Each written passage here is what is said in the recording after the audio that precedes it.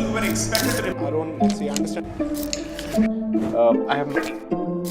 I cannot. Who were expected to remain silent have suddenly started speaking up. Because an ideology which accused a community of hijacking politics has handed over politics to a family, not even to a community. The roots that were laid in 1801 till what happens and what continues to happen in Sabarimala. The genius of Robert Caldwell was to put together the racial separation and the linguistic separation together to basically say all of this is attributable to the fact that there is actually a religious divide. So they learn English and they join. This fellow treats them as an irritant who has to be employed.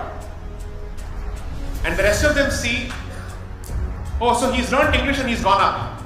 When Congress said we are not sitting on the table for any kind of negotiations if Dravidian is on the table, Jinnah said, I am not supporting Dravidian anymore.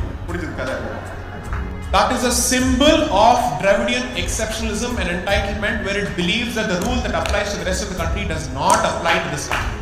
Nothing doing. We'll come up in black shirts. I'm the Karupa setting in the Karupa set of So you will wait when the society itself is ready to spew and spit on its own culture and then you reclaim the place.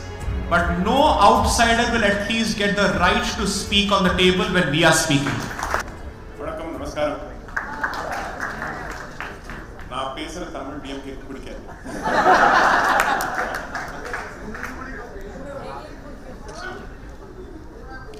So I'll do my best to try pandren. You're all children of Macaulay, unfortunately. So it's unfortunate that I'm much more proficient in English than any other Indian language. I will try and reduce this deficiency in my public preparation over the coming years. This much I guarantee.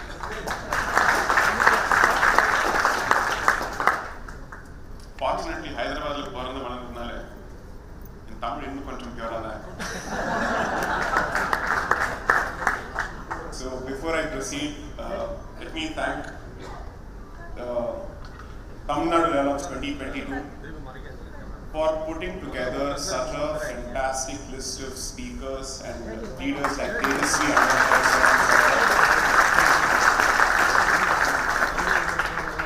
You know, after Tejasvi's speech, it's a very difficult act to follow.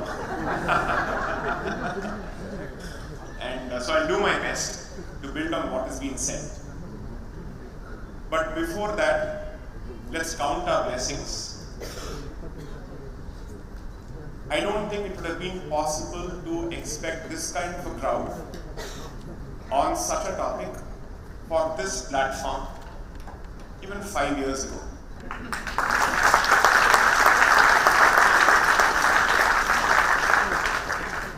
I think the history of Tamil Nadu has come a long way from the origins of 1917 significantly. I've had the benefit of calling him as Tamil Nadu Tamarai. That is Annamalai. Oh, so sorry. So sorry. Am I audible now? Yes. Okay, fine.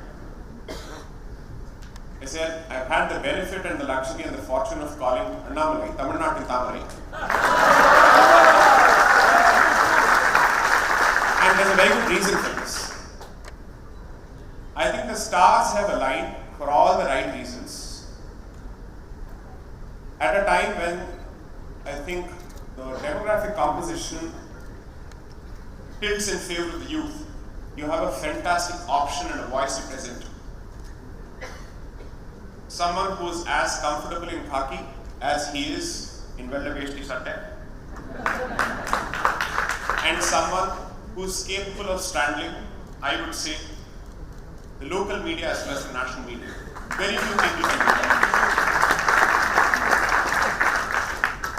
And he comes from the city that I have studied in, Coimbatore. So I have a very special soft corner for Annamalai. So I hope that under his leadership, there is of course the expectation that political Hindutva will make its presence felt at the electoral level. But I genuinely hope that there is a greater rise of societal consciousness. I agree with Tejasvi entirely that politics has a very serious bearing in terms of pop culture, in terms of the music, in terms of education, in terms of setting the narrative. But before an issue reaches the political level, it goes through a churn at the level of the society. So clearly, options like Annamalai, Tejasvi and leaders across the country are the product of a societal yearning which has been brewing for several decades. Asking, will we not find leaders who will finally ventilate the suppressed voice of this civilization? Now you have to realize that while it's easy for us to sit and take pot shots at politics and politicians, it's practically a thankless life. And especially if you happen to be someone with a conscience, it's even more thankless. Because 24/7, you're constantly traveling, and I've been following Tejasvi's journey both over the last few years and especially over the last few months. Absolutely hectic, and I thought my schedule was crazy. With all that, for him to be able to capture the saransh of dharma and Indian civilization, the Bharatiya civilization, the way he has done, is not a reflection of his preparation, is a reflection of his commitment and conviction in the strength of the civilization. Because preparation will take you only to a certain distance, but beyond that, do you truly believe in what you preach and practice, or let's say, do you truly believe in the words that are coming out of your mouth? I think the audience is smart enough to understand that. And I think the reaction of the audience clearly bears out the strength of his conviction. I'm usually not in I don't have the practice of basically saying he's my friend or she's my friend, but I can confidently say he and I have a very good equation, wherein at the very least it's possible to reach out and express some real concerns. I genuinely hope Tejasvi remains accessible and approachable to people like us as he climbs the ladder, which he will. Now coming to the topic, let me build on what Tejasvi has, I think, laid a fantastic foundation for. Now the sum and substance of what he said is more about the innate civilizational unity of this land, the need to preserve that unity, especially for the next 25 years, because I genuinely believe, and I think we share that particular belief, that the next 25 years will be as interesting as they will be challenging. Because people who were expected to remain silent have suddenly started speaking up, and therefore it is bound to make a lot of people uncomfortable. And it is time that this particular vocalization of our position translates to real outcomes. I'll give you a very clear example of this. I come from a city which wants everything from politicians but rarely takes part in politics when it matters, which is Delhi. It wants the best of everything, and the ones who come forward to take pot shots at infrastructure and everything under the sun didn't even bother to turn up for the elections, for the MCD elections. There was practically no representation from the so-called elite parts of Delhi. If you think politics is dirty, assuming for a moment that is truly the case, that dirt still has an impact on your daily life. So you do not have the option of staying out of it under any circumstances. Is there a single program on Netflix which is any more apolitical? No, it's not. It is heavily political and ideological. Because you thought that OTT platforms were capable of at least giving you content which is free of the political nonsense that is spewed from mainstream pop culture. But that's not possible. Because an ideology which accused a community of hijacking politics has handed over politics to a family, not even to a community. That's the irony of it. I could have still understood that in this power sharing cycle that goes on over centuries, that power moves from one community to another community. That is the nature of history. I can completely live with that. But it has finally come back to one particular family, and it's not even as if the community for which it was voted for has benefited from it. Because I am a realist, so therefore I am happy to live with the reality that with each power cycle, one particular community benefits and then it moves on. Possible, because it's a question of power, it's a question of real estate, it's a question of numbers, it's a question of muscle on the street. All these factors can be taken into account. I have really no problems with that. Now, why is it that these topics become relevant? The one thing that Tejasvi said is very pertinent. I'm just trying to build on that, which is, how did we allow these fake narratives to find water and to find nourishment in this land? It goes back to a central thesis that I've been trying to put out for the last 3-4 years. You can only blame the outsider to a significant extent, but beyond that, you have kept your doors open for the outsider, and therefore it is a blame that we must equally share for the fissures that have been created amongst us. So while I will certainly focus and request the members of the audience to focus on the larger message of unity that he has presented, the way to that unity is to understand the root cause behind the existence of divides among us.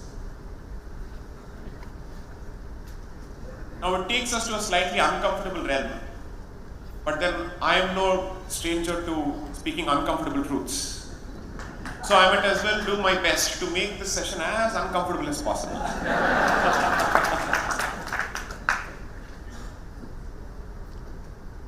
The recent controversy surrounding Ponniyin Selvan as to whether Cholas were Hindus or not, and whether Saiva Siddhanta is part of Hindu fabric or not, we can keep laughing at it because to us it says, what nonsense is this? But there was a very clear politico-theological foundation that was laid in this part of the country for this particular kind of politics to find support. Tejasvi mentions the period from 1915 to 1925. I would just request you to go back perhaps a century before, because the origins of it effectively starts from 1801. So I'll give you just a few timelines. By the time I am done, I will connect the politics of 1801 to the Sabarimala petition of 2016. I will cover everything, what is the nexus between the roots that were laid in 1801 till what happens and what continues to happen in Sabarimala. So 1801, there is a gentleman by the name H.T. Colebrook who comes to this country as part of the gift of Europe, which is colonization. And he effectively says that all languages in this country are to be traceable to Sanskrit. That is the original position of the Christian missionary in this country. Now, which was the first part of Bharat that was effectively colonized? Bengal. So what are the major regions? You have the Bengal Presidency, you have the Madras Presidency, then you have the Bombay Presidency, and then you have Allahabad.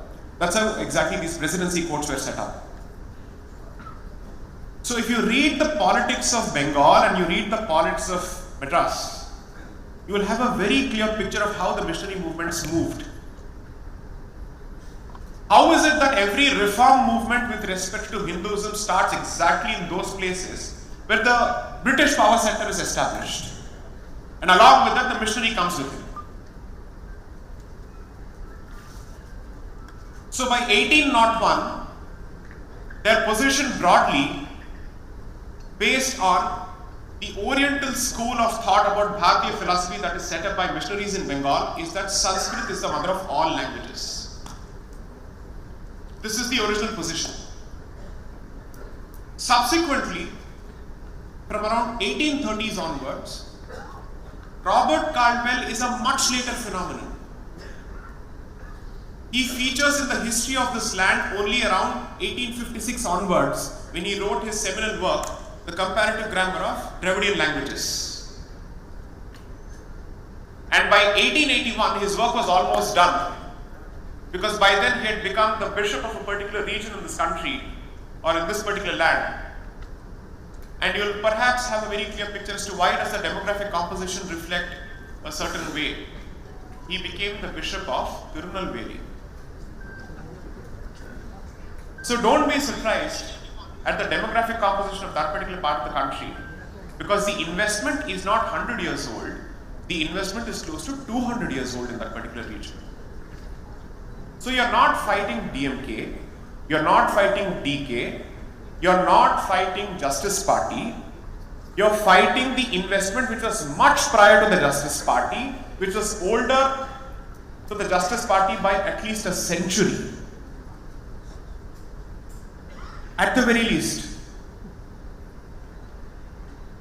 So prior to him, there were two administrators, Francis Ellis White and another gentleman, Campbell, Alexander Campbell, who come to this part of the country because you see, India was first of all a punishment posting for people in the civil services in England. Because this is a hot country, dirty country, heathens, pagans, idol worshippers, black people. And the punishment posting, Madras on the Adhigmala punishment posting. Because that was seen as Yerd not sunny. Sade Sati, literally. Tropic of Cancer out of blast furnace lam chuttan. Inga poi avanda vandu vegarudhu solli. And therefore, since Bengal presidency happens to be the first brush of the British colonizer with the Indian civilization, and since he is not used to the cultural diversity of this land, when he comes to Madras, he thinks that this is so radically different from Bengal.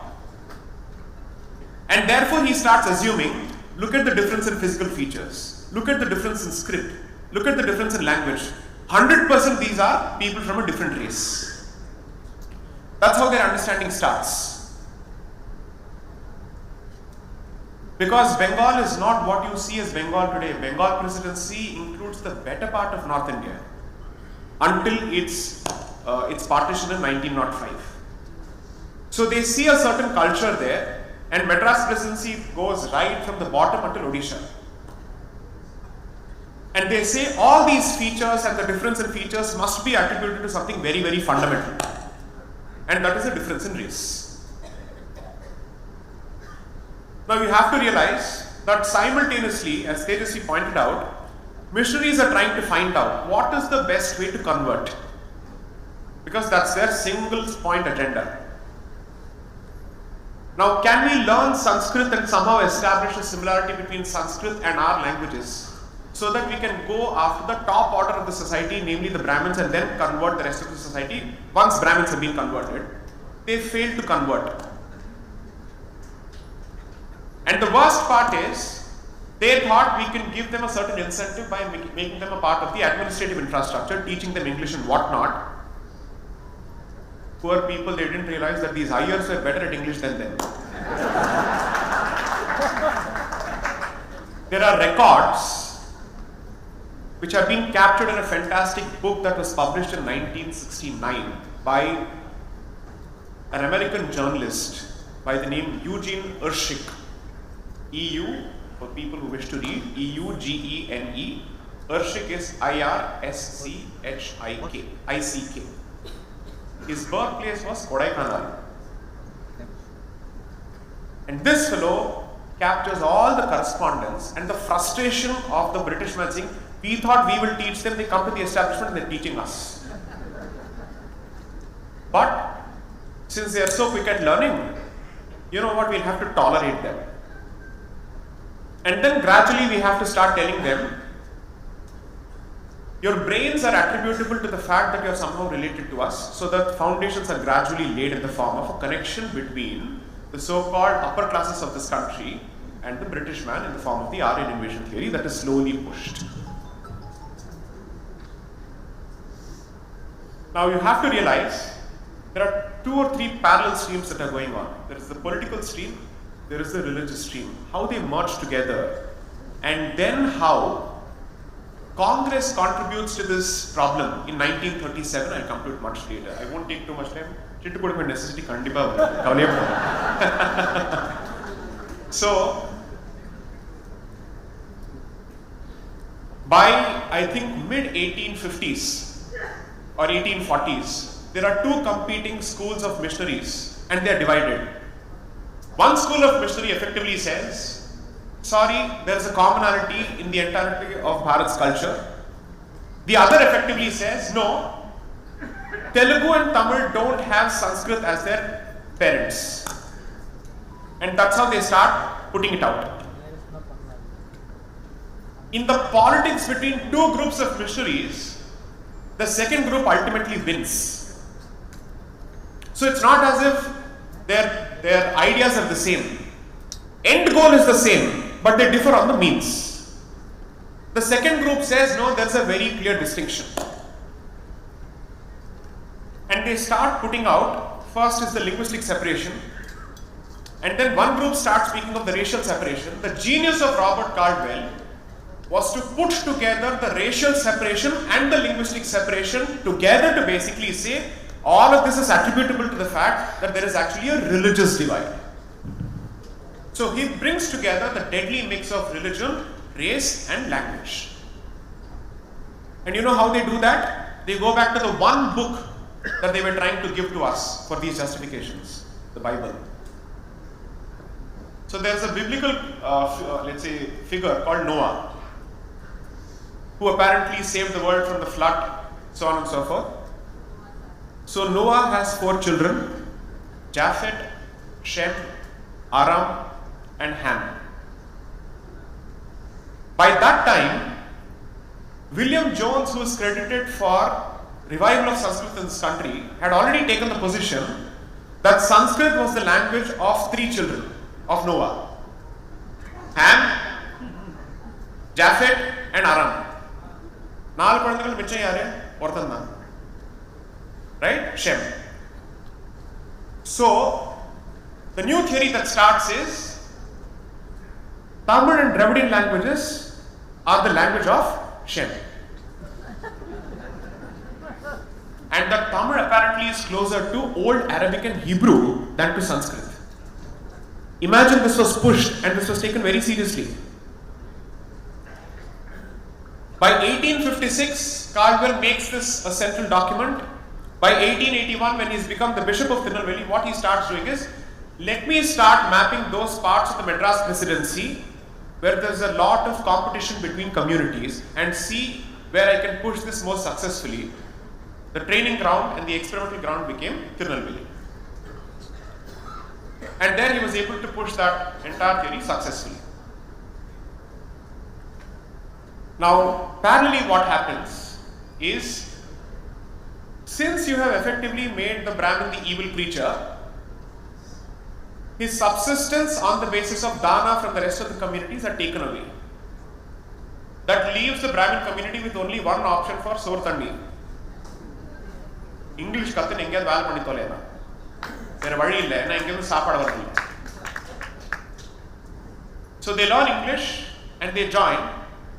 This fellow treats them as an irritant who has to be employed. And the rest of them see, oh, so he's learned English and he's gone up. And that sense of competition is then exploited for the next 100 years. To effectively say, why should this community alone get English access? Why not others? Now then comes the next actor into this entire picture. There starts a fight between the Tamil identity and the Telugu identity. And the demand for a separate Andhra province also starts. So all of us will be fighting. You fight for Telugu, I will fight for Tamil. You fight for Modaliyar, he will fight for Iyer, this fellow will fight for Chettiar. All of this will go on. The money seems to be coming from some other place. Swaha, swaha, swaha, swaha. And somebody is pouring ghee into this fire. All of this goes on until a point where by early 1900s, the language divide, the racial divide and the religious divide have acquired very serious political overtones. When a societal cord, let's say a societal fissure, becomes so serious for it to find political representation, that means it has achieved mainstreaming. It has become that serious because people are now talking about it at the political discourse. So in the language of 1900s to 1920s, you will see the Aryan Dravidian divide. You will see the North Indian, South Indian divide. You will see the Brahmin, non-Brahmin divide. You will see the Telugu, Andhra divide. All of this playing into the hands of somebody else. And it moves to a point where in 1919, where the Muslims were asking for entrenchment of communal electorates, which is to say separate electoral reservations for Muslims, people from the south were effectively saying, we too want this for a certain set of communities altogether. When that gets rejected, representatives from this part of the country go to London to say, do not give India home rule. And these are representatives of the Justice Party who go to London and specifically plead. Home rule movement is apparently a Brahminical movement because it is led by Annie Besant. Because Annie Besant is one of the founders of the Theosophical Society of India, Vadayar. And she speaks of the greatness of this culture. And when she speaks of the greatness of this culture, she is talking about Brahminical culture. So if the British man leaves, the Brahmin will take over. Order. Active representations are made. So did you stop at communal electorates for a particular group of people? No, you didn't stop at that. It came to a point where you're actually looking at crystallization of a real concept called Dravidistan. Because by then the point that is being made is, as long as we are part of Bharat, Tamil Nadu and this particular part of this country will always receive secondary treatment because that victimhood was fed into our minds by the British administrator who didn't want to come here because he thought this was the worst of punishment posting, and that was fed further by the missionary. And finally, a resolution is passed in Kanchipuram in 1940 at Justice Party asking for a separate Dravidistan. Now they thought they would get a brilliant partner in this with Muhammad Ali Jinnah because he was asking for Pakistan. So members of Dravidistan and members of Pakistan were hand in hand. Is the situation any different today? Find out.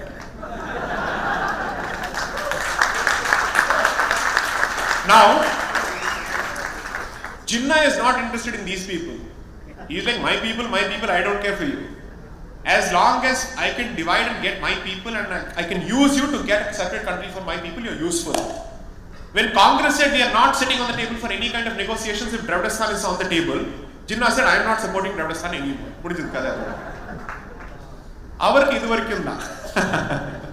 So I thought of value. Then what will these Anadis do? They have no other option but to continue crying. No, Dravidistan, we have to do something about it. So from 1940 until 1963, effectively when, let's say, from Justice Party it is moved to DK, from DK it moves to DMK, and then there's a clear parting of ways in terms of societal initiatives by our Dadi Periyar and by Annadurai on the other hand. This movement continues. Now all this while, they drop 2 or 3 goals of the so-called Dravidian movement. The Christian missionary is constantly saying, break the caste structure, it's easy to convert. But a Dravidian movement which is entirely based on caste identity cannot give up caste identity, no? They can only remove it from road names. Beyond that, they can't do anything. Because without that identity, how do we ask for 69% reservation for Tamil Nadu? Very difficult.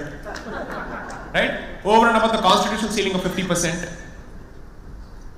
That is a symbol of Dravidian exceptionalism and entitlement where it believes that the rule that applies to the rest of the country does not apply to this country. So,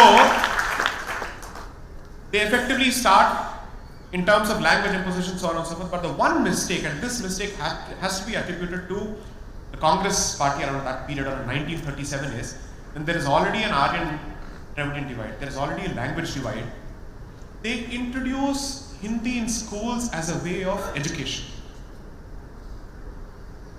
There can't be a stupider move in the history of this country where you introduce Hindi at a time when that language itself is the subject of a serious problem, when there is already a huge divide. Offering it as an option is one thing, but to treat that as a medium of education at a time when there is already a fire raging here which is being fueled by outsiders, what kind of Chanakya Niti this was, I have no idea. And this was done by a particular politician who was apparently seen as the Chanakya of his time and who was the Sambandhi of Gandhi. Adikmala na solla virumbala. Okay, Adikmala na solla virumbala. I respect him a lot, but this was the case. Okay? Governor General, Chief Minister and all that later. Because when you are looking at history, we have to be slightly more ruthless and objective in our analysis. Our personal likings can go for a hike for a moment because you're talking about the country at the end of the day, you're talking about the civilization. So this is what happened. Now, the next time and the next wave is that they realize that if we actively push for conversions, let's say the entire trick book will be open in front of the public. So let's secularize it. And we will secularize it in the name of anti-Brahmanism followed by secular rationality, so on and so forth will be actively pushed. Because I have to protect my caste arithmetic in order for me to come to power. So this goes on. Then in 1969, a young Christian convert lays the foundation for the myth that continues on WhatsApp till date. He writes an article about how Tirukural was a Christian and how Tiruvalur was a Christian and how he was converted. 1969, this was written by a guy called Devanayagam.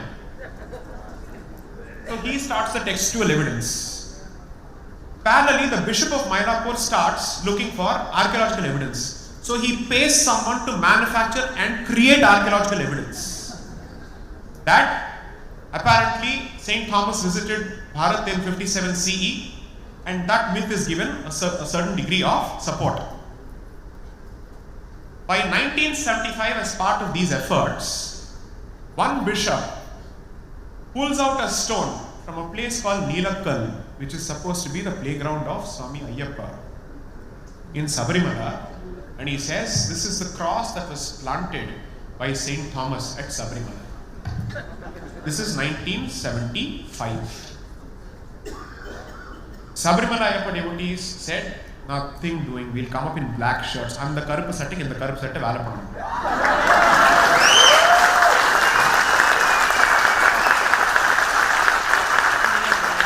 DK oda Karupukku, Ayyappa oda Karupu da badil. I say this because that is one temple where all so-called caste differences merge and die.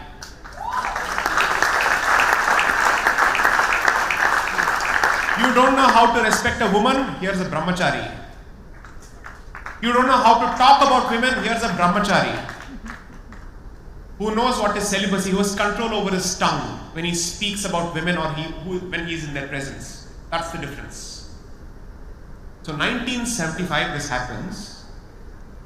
Before that in 1950s, the Sabarimala temple is broken into and the murti is hacked into pieces. Now, who has the incentive? I will not answer that question. And the temple is set on fire because you see, this is a Mala temple, and apart from that, since he is a yogi who is a Naishtika Brahmachari, it is not a temple that is supposed to be kept open year round. And therefore, what happens is, the guardians of the temple, so on and so forth, they also leave the temple and they come down from the hill. So, on the time so burn the place and hack the murti into pieces. So what started in 1950s, then there is an attempt in 1975. Read a few newspapers to what happened around the latest round of Sabarimala agitation in terms of the controversy surrounding Neelakkal again, where cross-plantation started once more in Neelakkal. This is not new. This is the commitment where one failure doesn't result in silence. It results only in temporary silence. And then they wait for the right opportunity, because all this while simultaneously the Hindu society is being constantly deracinated thanks to its education in English. So you will wait when the society itself is ready to spew and spit on its own culture, and then you reclaim the place. The latest round with respect to Sabrimala, I don't know how many people have been reading this, is if the male Shanti of Sabrimala can come only from a set of families. That's the latest question. And the weapon that will be wielded once more, whose value and whose consequences I will leave it to the audience to judge, is a weapon called equality.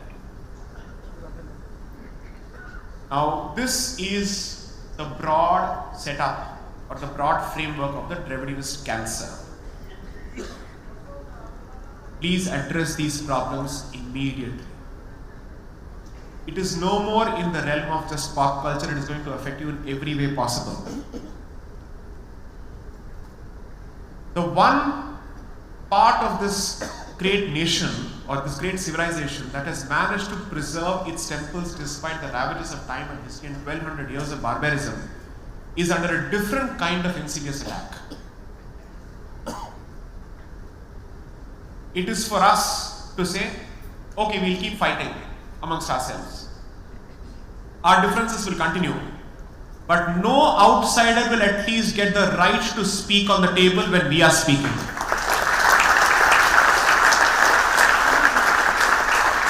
The ideal goal would be to somehow find a way to submerge these differences, but that's a long-term process. But at the very least, in the interest of survival, do not let an outsider partake in these discussions. Politically, socially, culturally, they have no business talking to us or about us on these issues. That is the one thing that I hope we go back with in the form of a sankalpam. That's all I have to say. Namaste. Vande Mataram.